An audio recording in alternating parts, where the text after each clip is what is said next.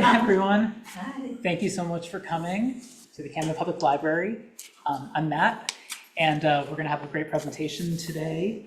I'm going to turn it over to Molly Mulhern of the Camden Talks Climate series. Hi, thank you, Matt, and welcome everybody. I wanted to thank Matt, first of all, for filling in for Julia, who's away. Thank you all for coming. This is the last of our Camden Talks Climate series for this spring. We've been doing talks since last September. We've done lots of different things, many of them here at the public library, and you can find them looking at the Camden Library YouTube site. We did talks on everything from harbor resilience to the basics of climate change. So have a look there. I just want to also thank, while we're here, the CamdenCAN Steering Committee. There's several of you here tonight. CamdenCAN is a grassroots group of Camden citizens who are interested in making sure we talk about climate and keep the topics going in terms of emissions reductions, what we can do for sea level rise. So we couldn't do this without the steering committee, so thank you very much. In addition to this lecture series, we have a newsletter that we publish. There's a sign-up sheet in the back for that. It goes out every 2 weeks, except when we're out playing. And looking ahead, the CamdenCAN will perhaps do a potluck this summer, but in the fall, we're hoping to have a food garden tour so people can learn about growing our own food. And there'll be houses or gardens on display in the area, in the Camden area, that you can visit and learn more about that. We also hope to, we will restart our Camden Talks Climate series in October. We start with Kerry Emanuel here on October 3rd. He's a MIT climate scientist, but a hurricane specialist. And we're hoping that we won't have a hurricane and he can talk about what's happening with hurricanes in the area. We had to reschedule him from April when there was a bit of a blizzard. So we're hoping that we can do that in October. So that's CamdenCAN. And for tonight's presentation, we have two people that I had the pleasure of meeting at an Islesboro energy conference last fall. I think I met Colin actually at the ferry stop. Colin McCullough, who is from All Around Home Performance in Gardiner. He'll be speaking about what he does to help people in their individual homes and assess things. And before Colin goes, we've got one of our neighbors, a new resident of Camden, Annie Ropeik, is going to speak with us about the energy audit that Colin did on their house and all of that followed from that. And I don't know about you, but I had an energy audit done and it sat for 15 years before I did anything. It's a complicated topic. I did finally do a weatherization. I did some insulation within the last year, and I just kick myself and say I should have done it 15 years ago, but that's why we're here tonight. And speaking of that, there are some brochures in the back from Efficiency Maine about rebates and some other things. So with no further ado, I'm going to introduce Annie. Thank you, Annie.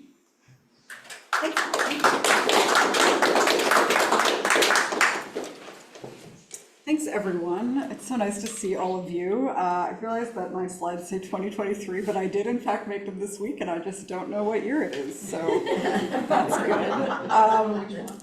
Yeah, so as Molly, so I'm Annie. I'm an independent climate journalist. My husband Nick and I just moved to Camden last fall from Portland.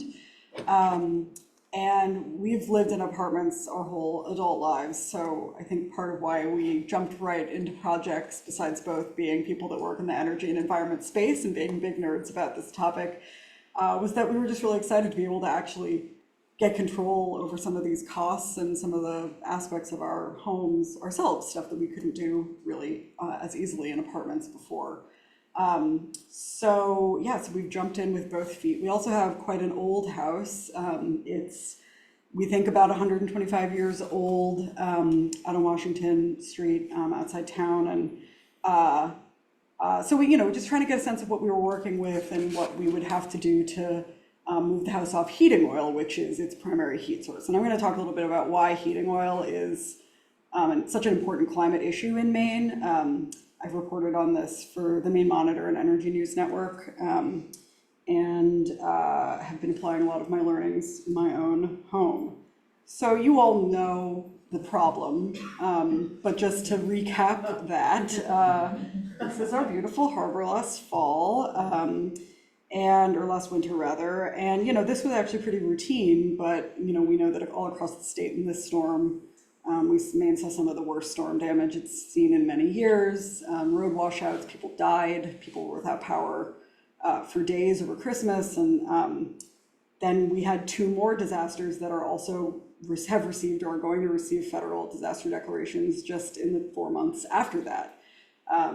We know that the climate is warming. We know it's causing more extreme weather. And we know especially that those impacts are going to disproportionately affect people who are already really vulnerable, people in island nations in the global south, communities of color here in the United States who have less access to safer places to live, less resources to move away from harm. And Maine is not immune from those impacts, despite being described as a climate haven some of the time. We are in many ways a climate haven, but that doesn't mean we're not experiencing the effects of climate change here.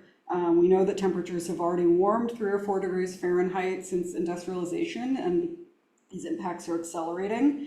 This is from the Maine Climate Office website at the State Climatologist at the University of Maine, great resource.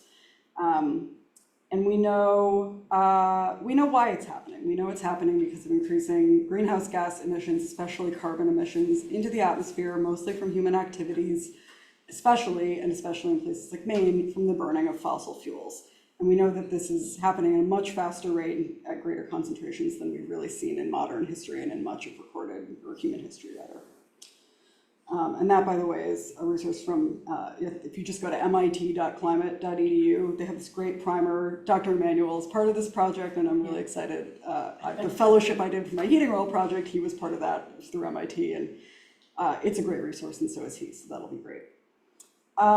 So in Maine, our contribution to the problem is relatively small. This might be an argument you hear sometimes, why should we upend everything about our lives when we're just a drop in the bucket of global emissions? What about China and India's emissions?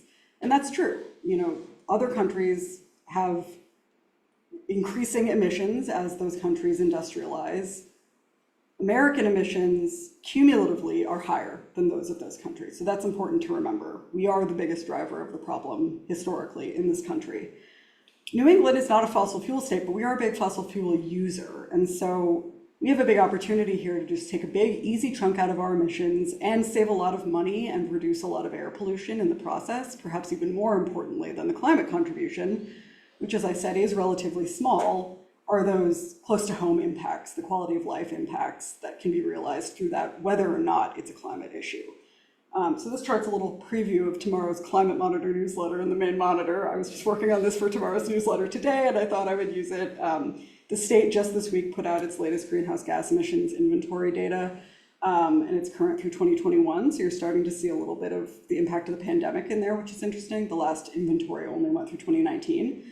So you can see, there was a little drop off and then a little uptick again. The residential sector, though, didn't rebound quite as much as other sectors, which is really promising.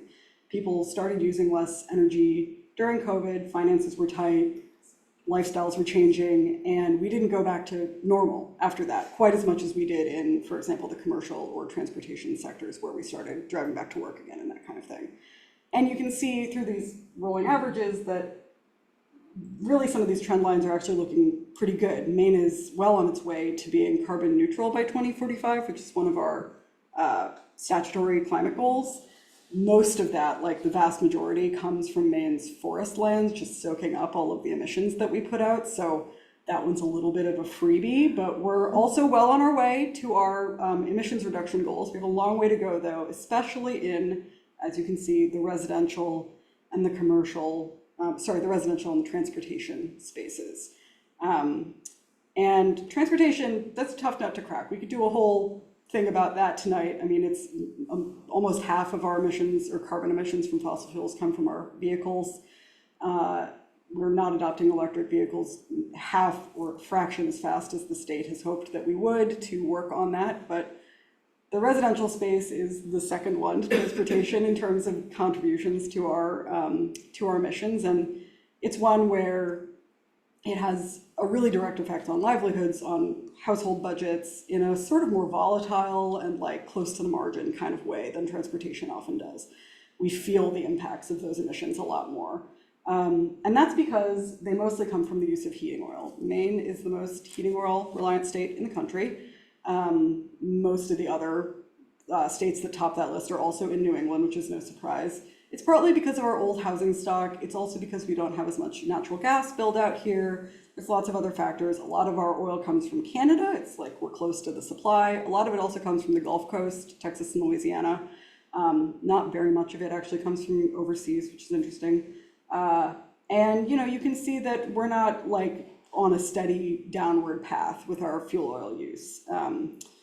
And we're also starting to use more things like propane, which lower emissions, but also less efficient. So it actually costs more to use for the same amount of heat. Sometimes like it's not as simple as you want it to be as like a replacement for oil when you look at other kinds of fossil fuels.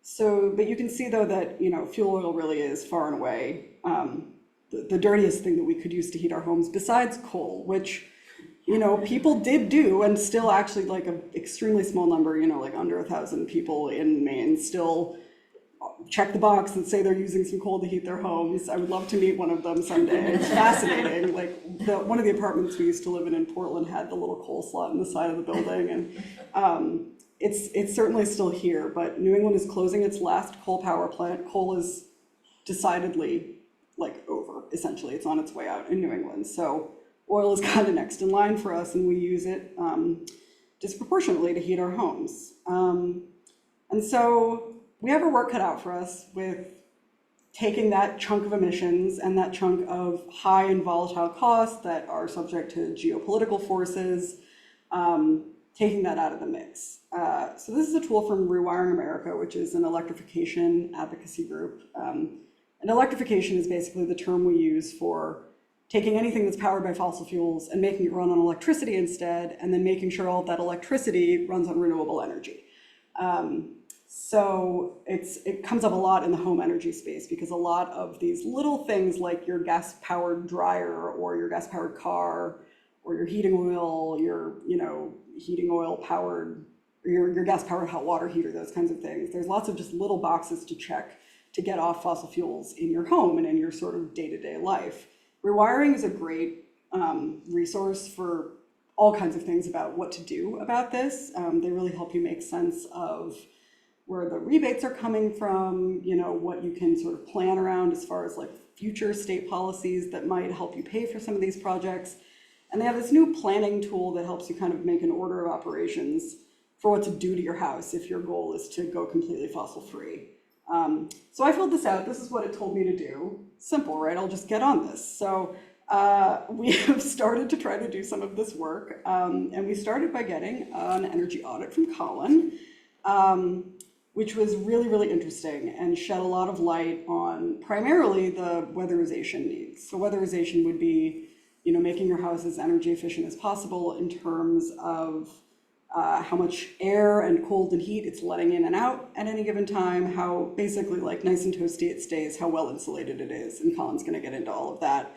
And the reason that's important is because if you're moving to something like a heat pump, or even if you're just trying to make your whole energy system as efficient as possible, you don't want to be using any more than you need, right? Whatever kind of energy you're using, you want to optimize that and buckle it down to the smallest amount of energy that you could possibly need to keep your home at the comfort level that you want it to be at. So for heat pumps, for example, if our home was really drafty and we installed heat pumps, they would be fine. We would just pay way more to run them than we needed to. They would be working too hard, or we would have to put ones in that were like oversized for what we really should be buying. And we all know electricity rates are very high in New England. So it's definitely in everyone's interest as they move off of fossil fuels to make sure they're not paying more for electricity as an alternative than they really need to be. So we knew that insulation and weatherization were really the first thing we needed to do before we invested in any of these other systems, because we wanted to be able to get them right, not have to change them later, good money after bad, those kinds of things. So we started there. So here's Colin doing our energy audit, and I show you this picture because I have a picture of our attic now after we finished our insulation project. The attic was, would you say, completely uninsulated, or just about? Minimally. Yeah.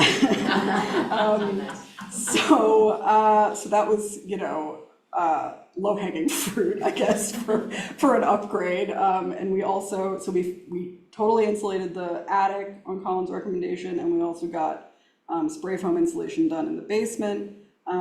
We had a bulkhead door in the basement that was essentially like an open window kind of effect. There was really no weatherization around that door at all, so we had a nice new one of those built. And we got all of this done by Evergreen Home Performance just like a month ago or so, I think, yeah. And it's been great. And so this is what I've been working on. This is not updated. This is just like a selection of my crazy spreadsheet that I've made to help plan out our home energy upgrades using mostly Colin's energy audit report as a roadmap. But you can see there's so many little things that go into, like we say, insulate the basement. There's so many little things that go into that, or insulate the whole home. Move to heat pumps, a heat pump, hot water heater, air source heat pumps. How many? Where are they going to go? We'll have to do something to the height of the ceiling in the basement to fit the heat pump water heater in there. There's just all kinds of crazy things that go into this, and so it can be really hard to know what to do first. It felt a lot of times as I was thinking about this, like I was chasing my tail. Like it was so hard to know what project to start with, and so it's been really. It's made us feel really good to have the insulation out of the way, because that's taken a big chunk out of this spreadsheet, and now we can really start to think seriously about where we're going to want heat pumps, save up for those, probably do the heat pump hot water heater sooner, because it's going to be a little simpler than doing the heat pumps. And we also need to be thinking about our electrical service, which is a little tricky. I think we're going to need to get an electrician out to kind of help us long-term plan this. So you can see I'm starting to chase my tail again, but at least we've taken a big chunk of the work out of the way, and it's already making the house so much more comfortable. And I'm really looking forward to going through a winter with it, honestly, because I don't think we're going to have our heat pumps by this winter, so we'll have one more winter on oil. And we also have a wood stove, but between the two of those, I'll be really interested to see how much less fuel we use this winter as compared to our first winter in the house before we weatherized. And that's what our attic looks like now. It's just full of fluff. I don't really know what I was expecting, but you go up there, it's just loose cellulose, basically newspaper pulp that they blew in there, and sealed the attic hatch up real nice. And we didn't need the storage, so we let them just completely fill it in. And here is the transformation that project and the basement project added up to, which I did not fully know how to interpret these numbers, but maybe Colin, as I hand off to you, can come and help me explain what these mean. So the CFMs are air changes per, help me out here. It's cubic feet per minute of air going through a blower door. Cubic feet per minute of air moving in and out of the house, Yes. basically, yeah. So the house is about 1,900 square feet. It's 2 stories and an unfinished basement. And the Evergreen guy told us that this is really quite good, that a change of almost 1,000 cubic feet per minute of air changes is excellent, better, I think, than he was expecting, especially because the house wasn't in terrible shape before. It's not like we were a worst case scenario by any means. We probably could have gotten away without doing this, but we know that this will just save us so much on our electricity costs and heating costs going forward. So it was a worthy investment, and we got $4,000 back from Efficiency Maine for it. So thank you, Efficiency Maine, for that. So that's where we're at in our journey. I'll let Colin tell you a little bit more about what weatherization projects and air sealing projects really entail, and kind of what he looks for when he comes into a house. And then if we have some time, we can look at our energy audit report maybe, and then we can take some questions. Thank you.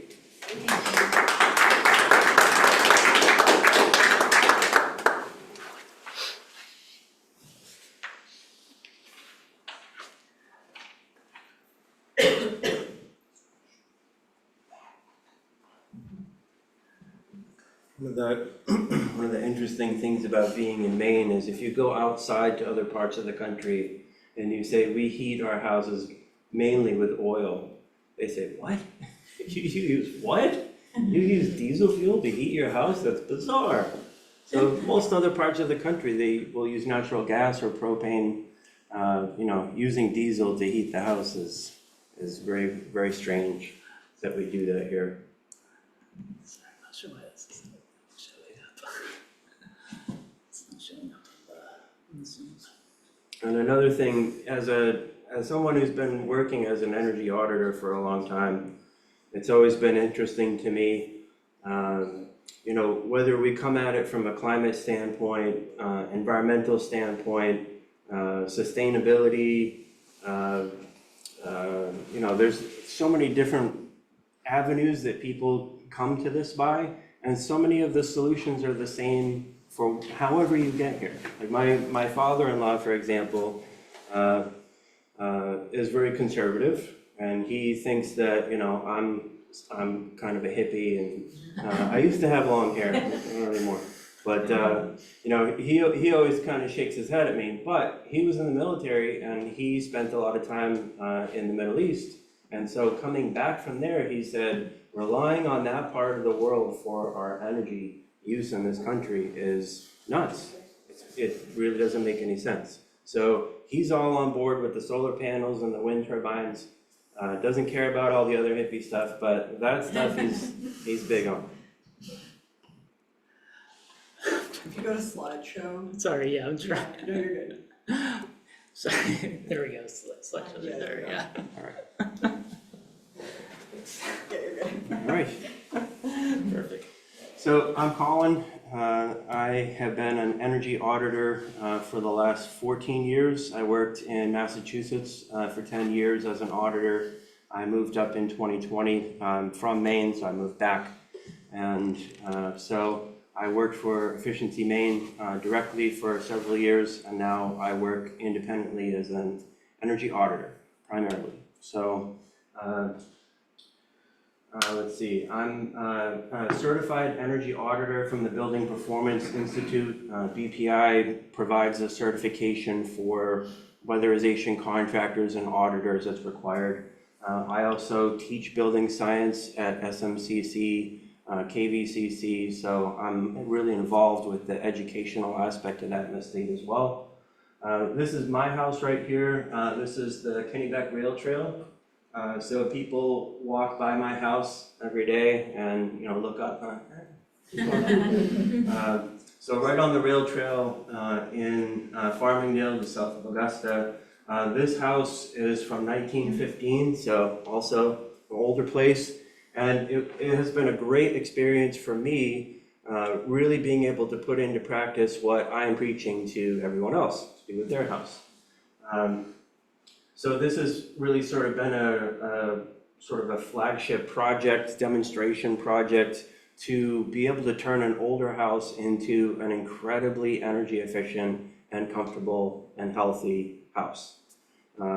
Just to show that, I don't have a lot of money. I'm certainly availed myself of the Efficiency Maine rebates and everything that's available, federal tax credits, to be able to take a really old house and make it super energy efficient.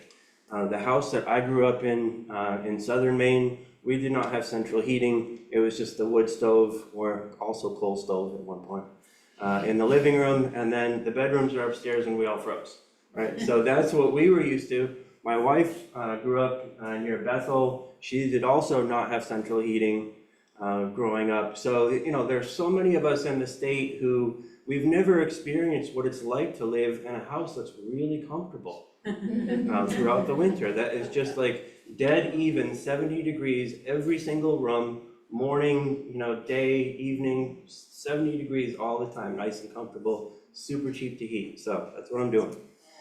All right, this is a very long presentation, so there's going to be a lot of stuff I'm going to skip through. It's like an hour and a half, which don't have that time. All right, so if you walk past on the rail trail, Reggie is going to be in the window. People don't realize that he allows everyone to come by the house. So if you're ever on the rail trail, please give gesture of thanks to Reggie. All right, so I put this in here just to show the cost of energy always goes up, right? Over the course of time, whether it's 5 years, 10 years, 20, 50 years, it always goes up. You know that it's going to keep going up, whether it's electricity, oil, natural gas, propane, kerosene, it always just keeps going up. So that's one thing that you can bank on when you're trying to make your house more efficient. If you're looking at, really good investments that you can make, you know that the cost of energy is just going to keep going up. In Massachusetts especially, I did audits for so many different houses, the big Victorians in Worcester. There was a lot of construction going on, new construction, so there are a lot of these, 3,000 or 4,000 square foot colonials being built right here. And then also a lot of post-war capes here. As an energy auditor, the post-war capes, these were the scariest ones. Because on the second floor, there's crawl spaces and knee walls, and there's inaccessible spaces. These houses were never designed to really be well insulated. So believe it or not, pulling into the driveway here is always the one that scared the heck out of me. These ones, it's just a big box with a turret. Right? So on the opposite end of these houses here, a friend of mine is a high efficiency architect here in central Maine, and she designs these houses that are 1,600, 1,800 square feet, so more modest size, not the giant places. When she goes to events, she likes to put out the poster that says, it costs $11 a month to operate this house. That's the heating, electricity, that's it. And so, super insulated house, really very, very airtight. All heat pumps are the only thing that are installed to heat this house. There's solar panels on the roof. So there's a system that works really, really well together. It costs $11 a month. It's actually a little bit more now. That's what it costs to connect to CMP. But they have solar, so they don't have an electric bill. So it costs $11 a month to live there. Right? All right. I always tip my hat to the DIY folks. I do a lot of DIY work at my house. Whoever buys it after me is, probably going to have plenty to complain about. But there is so much that you can do yourself. This is my favorite part of it, the energy audit. So that's primarily what I do. So I'll come to houses. It's really similar to a home inspection, but it's really focused on energy. So really for a lot of people, that's kind of the first place to start, is to get the energy audit. I'm assessing how the home uses energy. There's a number of diagnostic tools that I can use to do that, that I did at Annie and Nick's house. I'm looking for areas of heat loss, air infiltration. I'm putting together an audit report. It's usually about 15 to 20 pages. I take a lot of pictures when I'm at a house. And so I'm just kind of going through and cataloging, like, what is it right now? And what do I recommend to improve it? A lot of people will call me as an auditor because they'll say, I just don't know where to start. I've called a couple of insulation contractors. I'm interested in heat pumps.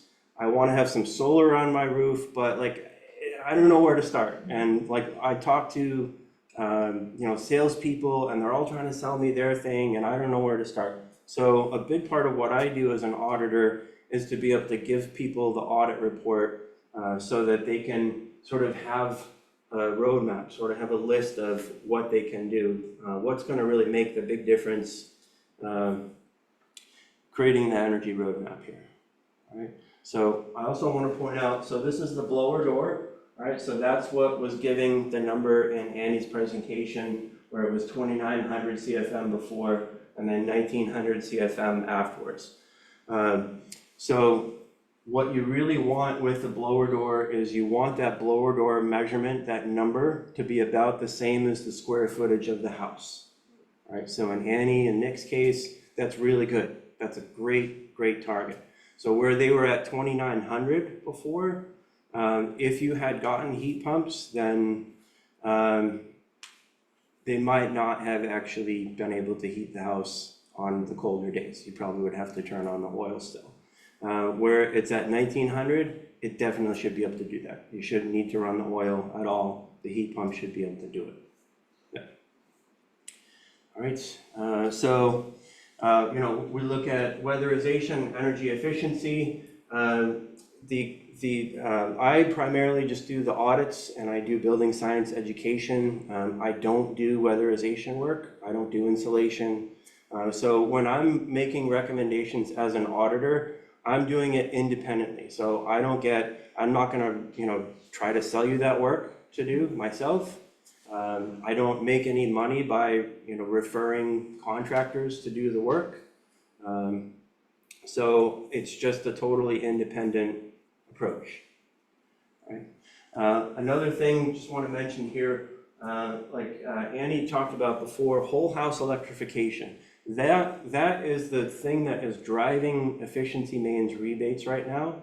The Governor's Energy Office, that's really what's driving a lot of their policy. This is the term that is driving everything, but very few people actually know what that is. So really trying to get off of fossil fuels as much as possible, electrify the house, and then tap into renewables as much as possible. Solar, it's really interesting these days, like when I started in 2010, people who were getting solar were really mostly the green folks, the energy, environmental folks. Now it just makes sense, you know, for everybody to do it. If you have the exposure for it, if your roof is new enough that you can put it on, then, you know, a lot of times if you finance solar, then they just set the loan payment to be the same as whatever your electric bill would have been normally. And so in the end, you're not actually paying anything extra for it. You're just paying it off and then you own it. And then also indoor air quality is really important. That's a big part of what I look at when I do an energy audit. I have an indoor air quality meter that I set up, didn't have it in October, sorry. Indoor air quality meter so that I can monitor that. And also I definitely recommend to homeowners to install a couple of different sensors in their house so they can kind of keep an eye on it as well. Especially if you have a gas stove, right? Yes, yeah, if you cook with propane, that really very, very much influences the indoor air quality in the house. You know, you would never use an unvented gas appliance in your house except for your stove, right? So all that nitrous oxide and, you know, all of the nasty stuff is just staying in there. All right, so I'm going to really zoom through a couple of these slides here. So as far as the insulation, what we're really talking about is insulating up in the attic as much as possible, insulating down in the basement. You know, very common to use spray foam material. There's really not too many other products that make sense in a basement just because of the moisture levels. And then also blowing in insulation into the exterior walls as well. One of the things I checked at Annie and Nick's house was I did drill a few small holes in a couple of places, which I hope they haven't found yet, to be able to probe and check, make sure that the walls were fully insulated. So before they bought it, at some point in the 125 years, somebody said, you know, we should insulate those walls, and they did. Right. All right, there, you know, obviously health and safety roadblocks, things we're looking at for, you know, the DIY folks. That's probably what half of my attic wiring looks like. Knob and tube wiring, vermiculite, if there's any asbestos. If you have mushrooms growing in the basement, you gotta take care of that kind of stuff. If you have a river flowing through your basement, which I have seen that,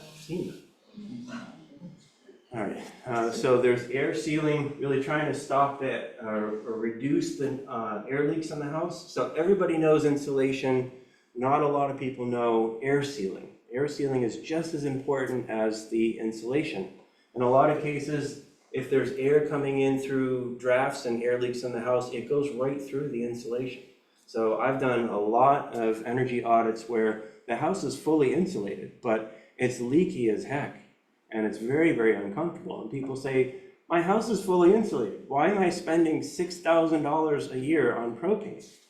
You know, this is crazy. because there's a lot of air leaks, which you would only know that if you ran the blower door test, like energy auditors do. All right, so there's air sealing. People say a house needs to breathe, right? Everybody's heard that. Builders say that, everybody says that. It's not true.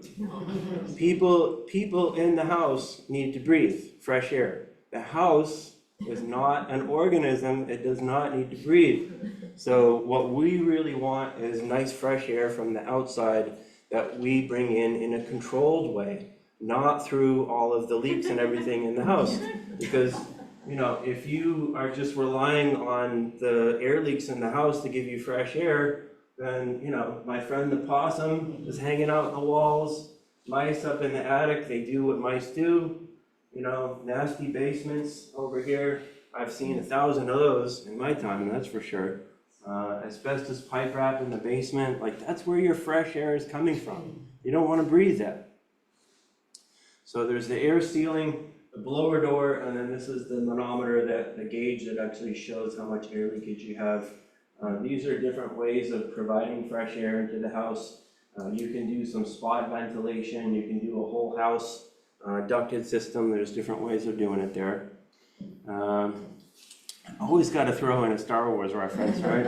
So one thing I just want to talk about real fast with heating systems, you don't know the power. These are massively overpowered heating systems that most of us have in our houses because they're designed to heat a house that's not very well insulated.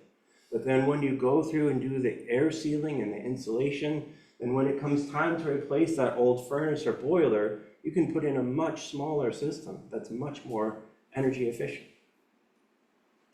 And also, I always like to talk about heat pumps as well. That's what I heat my house with. I used to use propane to heat my house. I switched over to heat pumps. So when I first bought my house, I went through the winter with the propane. It cost me about $600 a month to heat my house during the winter. Now with the heat pump, that's all I use for heat. The most expensive electric bill I had this last winter that had everything on it plus the heat pump was $138 for 1 month. So when people are spending $4,000, $6,000 to heat their house in the winter, I don't know how people do that. I don't know. I couldn't possibly afford that. Either that or maybe Reggie, wouldn't be able to have the good food anymore. I don't know. All right, so heat pumps, there's really lots of different styles that you can get. A lot of people know the wall units here. There's ceiling cassettes, there's floor units, there's ducted system, there's lots of different choices there. You can use heat pumps as the primary source of heat throughout the winter. I do that. That's all that I use is the one heat pump in my house. So you can do it, but if the house is not very well insulated and air sealed, then it can be very expensive to do that. Or it might not be able to quite keep the house comfortable on a really cold day if it's not well air sealed and insulated. So these two things work very, very importantly together. Another thing is with the heating systems here, whether you use oil, gas, propane, kerosene, coal, you can't make your own heat. The only way that you can generate your own heat is going to be if you still own the back 40 and you can go out and chop your wood, or if you have heat pumps and then you do solar and then it just pays for your heat, right? So when everybody is paying through the roof for energy prices and you have solar and you have heat pumps and everybody's complaining that the cost of electricity and oil is so high, you can say, oh really? Oh, I didn't realize that. I have solar, I don't pay for electricity. And then nobody will ever talk to you again. All right, also heat pump water heaters here. Great way to move off of paying a lot of money for oil and for electricity. They're very, very energy efficient. LED lights, this is a no-brainer at this point. LED bulbs come in all kinds of different shapes and sizes. Those are great. Let's see, I'm just going to zoom through here. Electric vehicles. Funny thing with electric vehicles, when I used to work at Efficiency Maine, I would do the customer surveys a lot. And I would kind of list through with homeowners what rebates were available, and I'd say the heat pumps and the insulation, people say, yeah, okay. And I would say electric vehicles, and people would laugh. That was the one thing, people would laugh and say, oh no, not here in Maine, that's not gonna work. I used to have an electric vehicle in Massachusetts when I lived there. I loved that car, loved it. It was so much fun to drive, and I am not a car guy, I promise. I don't care about that stuff, but it is so fun. So when we get to the point here in Maine where we really have a very wide charging network available, the fast chargers that you can just charge easily on the highway. I do a lot of driving now. I named my company All Around Home Performance. I didn't realize that I meant like that I was going to be driving all around. I go, here I go out to Bethel, I go down to York, I drive all over the place. Down in York, by the way, I end up doing a lot of audits down there. A lot of the home insurance companies in York are dropping the homeowners, dropping the policies because of the damage that they had along the coast. So, when it comes to climate change and sustainability, they're hit. They're definitely hit by that. All right, so kind of zoom forward to the end here. Let's see, this is what I'm talking about for your basement, is the smart sensors here. When the smart technology came out first, then a lot of people were like, I don't need that kind of stuff. But it's getting better now. So you get to the point where you have these sensors, like I have these in my basement. This will tell me if something's wrong. So these are sensors for humidity and temperature. I can set it, it talks to my smartphone. And so, I don't go down in my basement very often. It's not fun. It's not fun down there. So in my basement, if the relative humidity goes above 55%, it will text me. It will send me a notification right away. Something's wrong. I have a dehumidifier. It should never be above 55% down there. If the temperature falls down below 40 degrees, I want to know. I'm not down there. I need to know. So these are great for that. Whole house energy monitor. I have this on my phone. I can tell you right now exactly what is on in my house. And it will give me the energy history for the last year. If somebody wants to know how much does it cost to use my heat pump, I will show you exactly. I have it on my phone.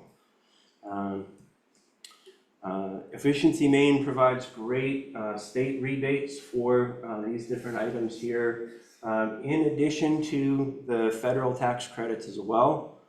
So the Rewiring America site is a really good one to go on that shows what is available for you.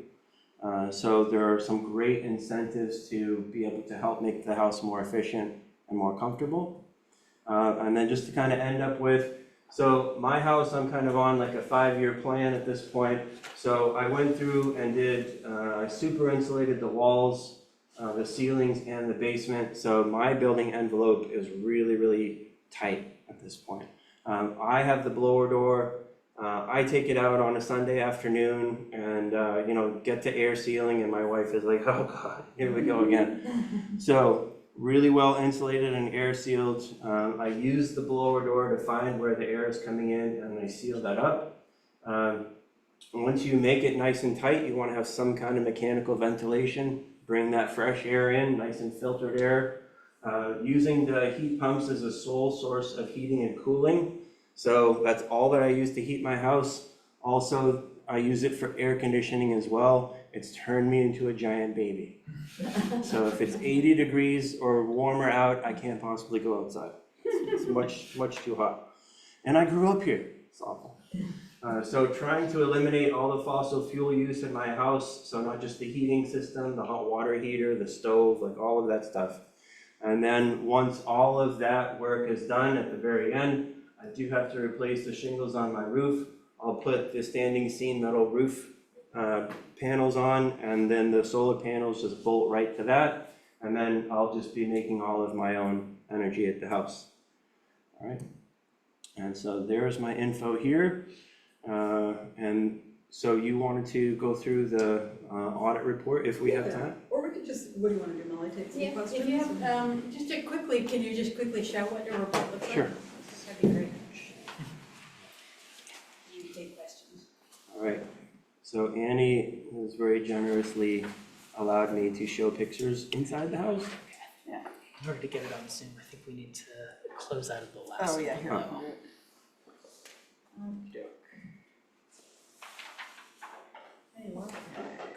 Here, I'll scroll past our address actually while we're at it. That's what I look like, really. And what do you look like? Yeah. So my wife has to look at it every day. All right. So my audit report, I always start it with the same. Here's the punch list. The very, very long list of recommendations. You know, I did at SMCC when I was teaching the building science class, we did 2 weeks in a row where instead of being in a classroom, we went out into the field and did audits. We did a 1925 bungalow in South Portland, and then we did a 2012 ranch house in South Portland. And the 2012 house, the audit report was twice as long as the old house. So new or old, I find so many things to pick up. Yeah, I don't know if I mentioned this. I think 90% of the problems we've run into in our house were really the result of bad DIY in the 80s. You know, it wasn't old house problems. It was stuff that the previous owners did as sort of shortcut projects that just frankly didn't hold up very well, unfortunately. And that's a lot more of what we've been undoing, I think, so far than old house stuff, which has been interesting. Though we are starting, as we get a little deeper in there, we're starting to run into some old house stuff too, which is fine. Yeah. I would rather be dealing with that than, I'm sure your DIY is better than ours. I don't know, I just go on YouTube. So I start with the bullet list of all the different recommendations. And you know, a lot of times people will ask me, can you sort of give me a list of like what are the things that I'm going to get the biggest savings? What should I start with? And then what are the smaller savings? Like what are your favorite things that I should do? And I always say that's like, you know, asking me to pick which child is my favorite. You should do all of them. Don't be selective. So I'm only making these recommendations because I think you should do all of them. I think all of them are important. Some are going to be more savings than others. But, you know, one of the challenges that I face as an auditor is, you know, the recommendations that I make. I mean, there's dollar savings, certainly, from doing air sealing and insulation.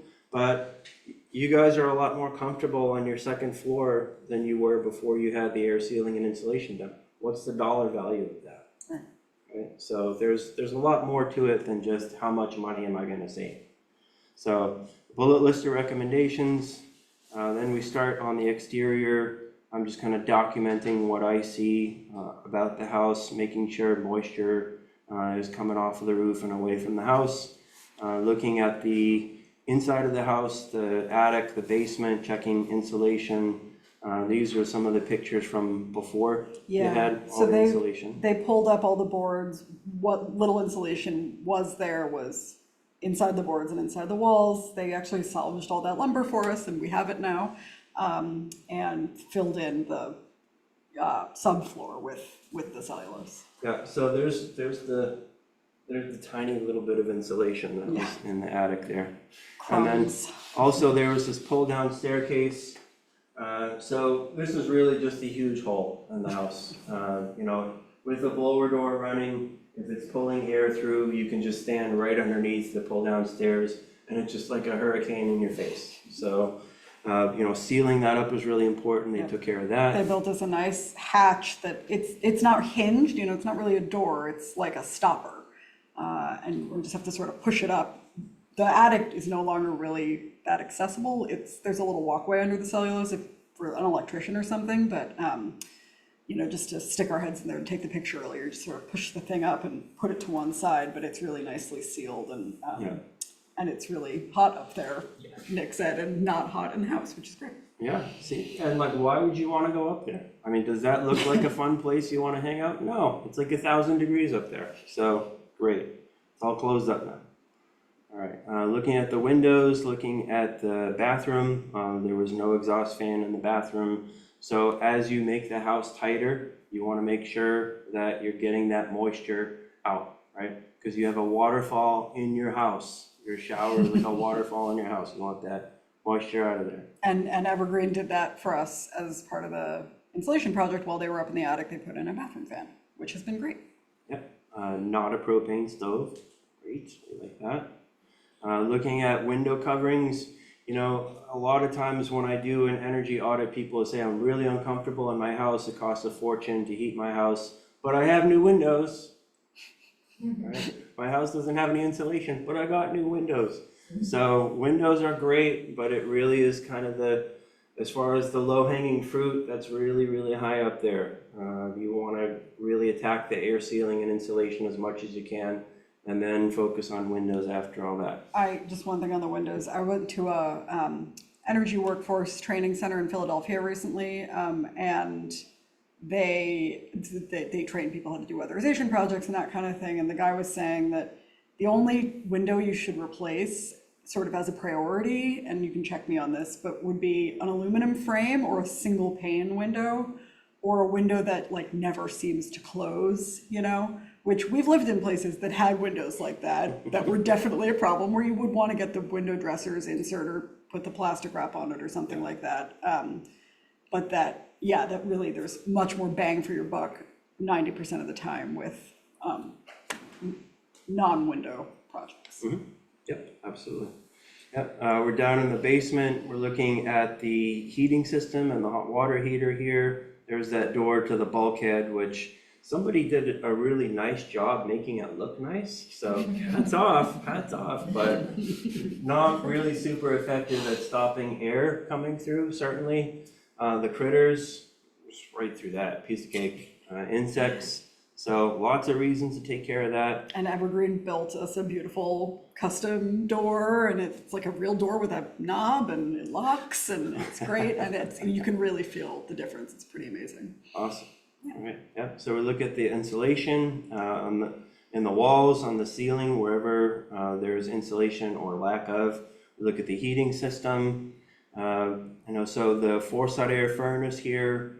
You can see there's the ductwork going throughout the basement here. All of it, of course, is uninsulated. It's unsealed. So there's a lot of heat loss in the furnace here with all that ductwork. So that's something that I always recommend. Take a look at that, consider that. You're spending so much money to heat up this air or this hot water, and a lot of the heat is just lost in the basement before it ever gets into your house. So we'll look at that. There's some more of that uninsulated ductwork there. There's also the wood stove. Yeah, we had a little episode with the wood stove that I didn't really get into, but that's part of why we're not doing our heat pumps this year, probably, is because we had a unexpected expense with the wood stove. We think we had a flue fire. It was being fussy, and the guy came in and said, you need to stop using this immediately for the rest of the season. So they're gonna build us a new chimney, and that'll be great, but that's gonna put off some of the other projects for them. But we really like using the wood stove, and I think with the new insulation, I would hope it will help kind of keep that heat more evenly distributed even more, to help it cut more into the oil this coming winter. Yep. And my friend Emily, who designs those super insulated houses, she, everyone wants a wood stove. Everybody loves having a wood stove. She always tries to convince them not to do it, because in a really super insulated, super like 8-inch thick insulation walls, really, really airtight house, if you put a wood stove in that house, it will blow you out of the room. It's way, way too much power. That'll be interesting. So actually. recommend heat pumps as well. Always looking at the electric system in the house, the panel on the inside, get a picture of the service on the outside, so that if I'm recommending work to be done, whether it's heat pump, water heaters, heat pumps, you have to be able to have space in the panel to be able to do it. That's really important. Which, as you saw in the Rewiring America thing, they did recommend pre-wiring the house for electrification, and that is a little bit of an unknown for us at this point. We know we're going to want, we have a plug-in hybrid right now. We know we're going to want a full EV eventually, probably an induction stove, but we also know we want solar. The heat pumps are a factor. So that's, like I think I said, we'll probably want an electrician to come out and help us figure that out. I do also just want to shout out to my dad, who I think is watching at home on Zoom, that he did come in and painstakingly label our whole breaker box there, so it looks a little better than that now. And some more paint. Got to put a good paint job on that. That's a good project for Dad this summer. All right, so they have an electric hot water heater, definitely looking at replacing that with a heat pump water heater. Much, much cheaper to run. Also helps to dehumidify in the basement, so that's going to be an added bonus. There are a couple of dehumidifiers. Those really do use quite a bit. I mean, they use as much as a window air conditioner. It can be up to $40 a month per unit. So, trying to control the moisture down there is really important. Now that they've had the basement insulated, that's going to make a huge difference, hopefully. All right, and then we really get into the meat of the diagnostic testing, using a blower door to actually measure how much air leakage there is in the house. So a blower door, it simulates a 20-mile-per-hour wind hitting the house. So it's not extreme, it's not like a hurricane or a tornado or anything. It's just, this is how the house operates when it's a windy day. Right, so you measured 3,000 CFMs and Evergreen measured 2,900. Yep. So, and now we're at 1,900. Okay, yeah. cool. And their measurement was a little bit lower than mine because I was doing the pressurized and they were doing reverse. Yeah. So it's still pretty close. Yeah. All right, so I always set up the fan if I can and use the blower door to check. With the blower door running, a lot of time I can use the infrared camera and I can actually go around the house and find where you can actually see where the air is coming into the house with that. So these things, this is technology we did not have 20 years ago that we have available that shows us exactly where the heat loss is happening in the house. Just a quick anecdote on that. I know we're near the end of our time, but my favorite blower door experience was when I was doing my heating oil series. I was up in the county I was near Presque Isle in a guy's house that had been basically built in the 80s from scrap from Loring Air Force Base. And so it wasn't an old house, but some of the parts were old and it was all pieced together like a patchwork quilt. And he had this one window that only had a storm window on one side. So it was single pane one half and double the other half.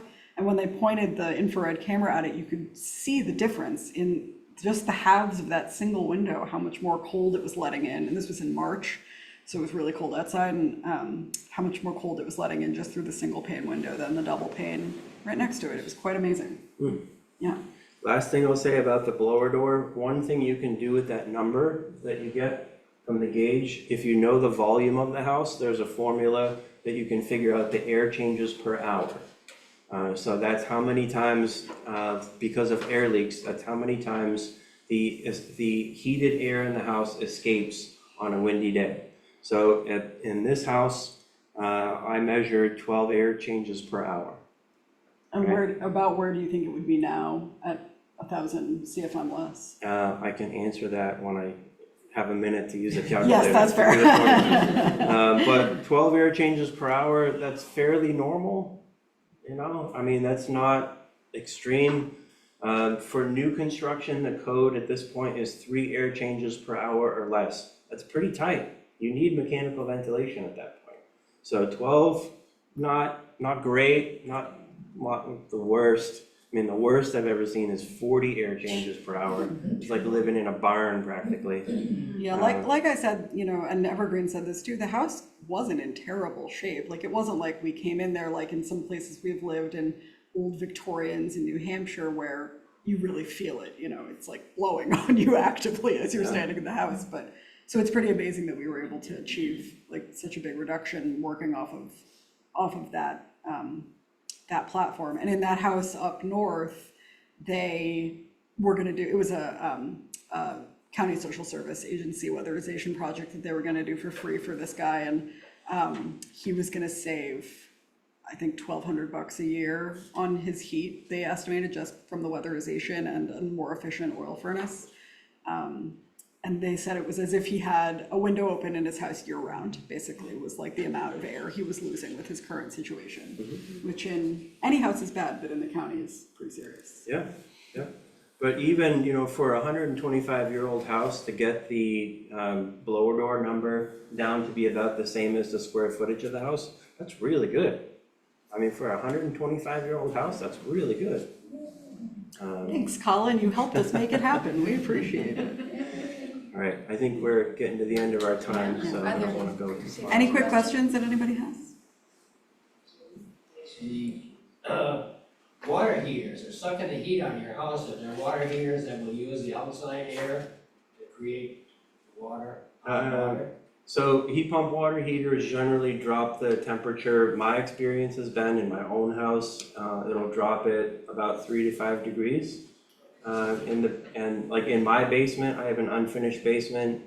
I'm not spending time down there, so if it's an I like extra. to use your basement. I talked to my electrician, he said, well, you're gonna have to put heat pump and have a vent down in your basement if you wanna use your basement. So you're heating that air, so the water heater can suck that up to heat the water. So there's a longer answer that I don't have the time to get into. I can talk to you more after.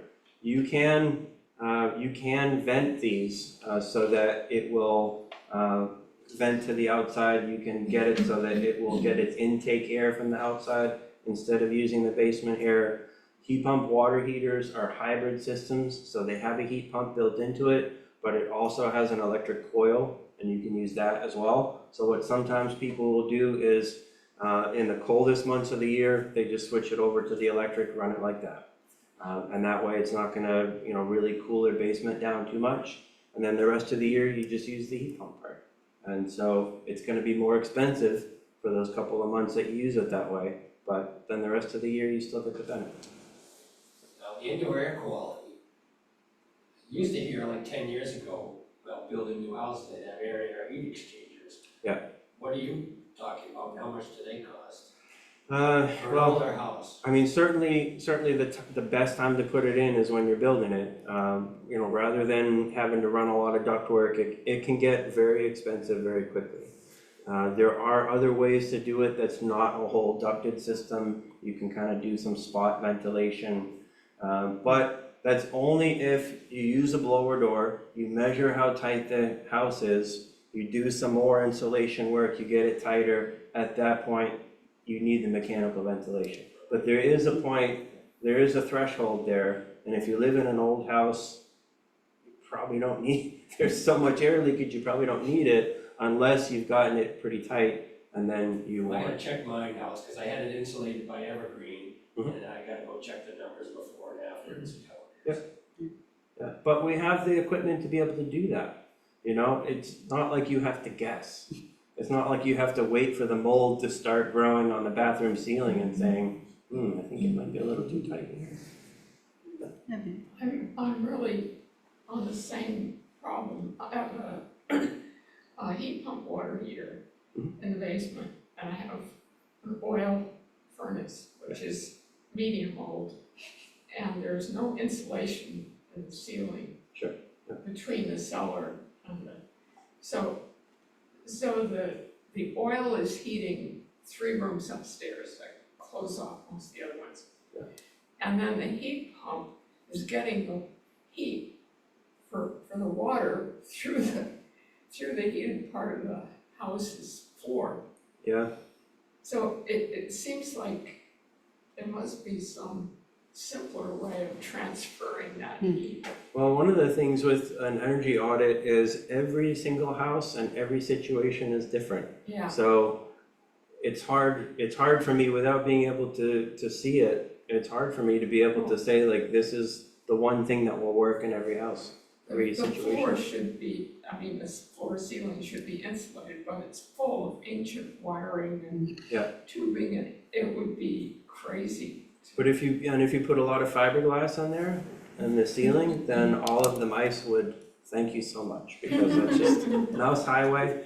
So the problem that I find, as an energy auditor, I make this beautiful report that I love, and I spend hours writing this whole thing out and put the pictures and have the long list of recommendations. But so many people find that really intimidating to have a long list. You know, you had said that you got that great energy audit report and didn't actually get to do any of the work because it's intimidating. It's hard to know where to start. So, yes, Yeah. absolutely.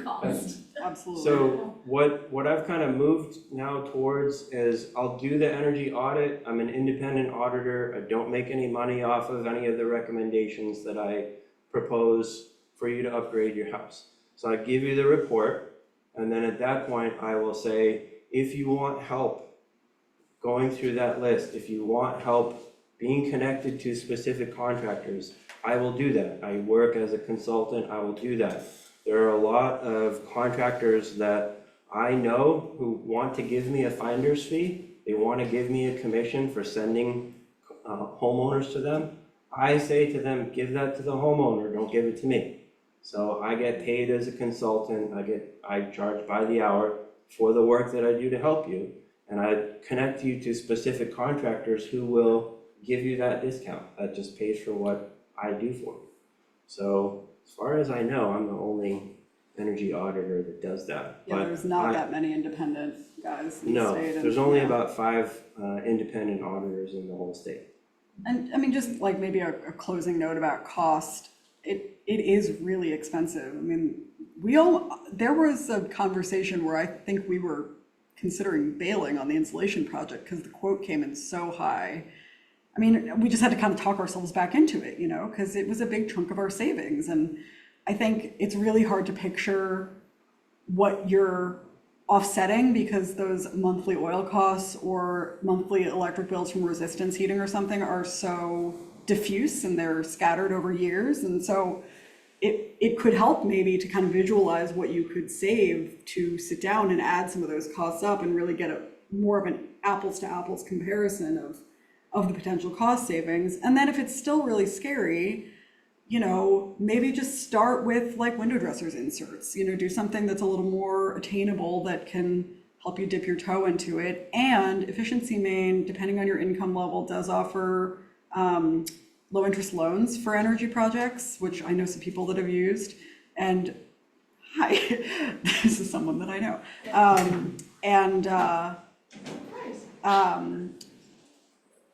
Sorry, this is such a surprise. It's nice to see you. They offer low interest loans, and there is more money coming from the IRA sometime this year. So, you know, it's a long process. You have to kind of play that long game and have your punch list and just chip away. Most people, I was just gonna say, we're gonna do some energy coaching. Some communities use energy coaches to help people figure out how to get through that list. And hopefully that helps people have a buddy in the system, because what the hardest thing is who do I hire as a contractor? The contractor doesn't seem to be doing what, and so we're gonna really just try to set up a network where there's just a buddy system, because you can't tackle $40,000 worth of stuff in your house and not sort of, Yeah. that's great. Other questions? Anything on Zoom, anybody questions? No questions. mom, dad, I brother? want to make a comment. When we first came to Maine, I was going to make window quotes for all the windows. And then I noticed that nobody covers their windows, and it looks really friendly when you walk by. And I can't imagine everybody putting the quilts in. We put window inserts, which are great. The light goes through, and I suppose the amount of the energy goes through, but it's sort of the way it works. You Yeah, I cover can't- your windows. I've always been so surprised that the plastic wrap is as effective as it is.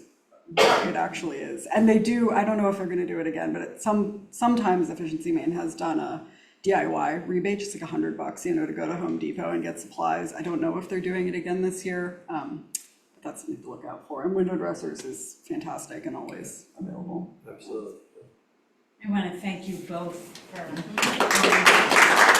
Thank you, Molly. This is great.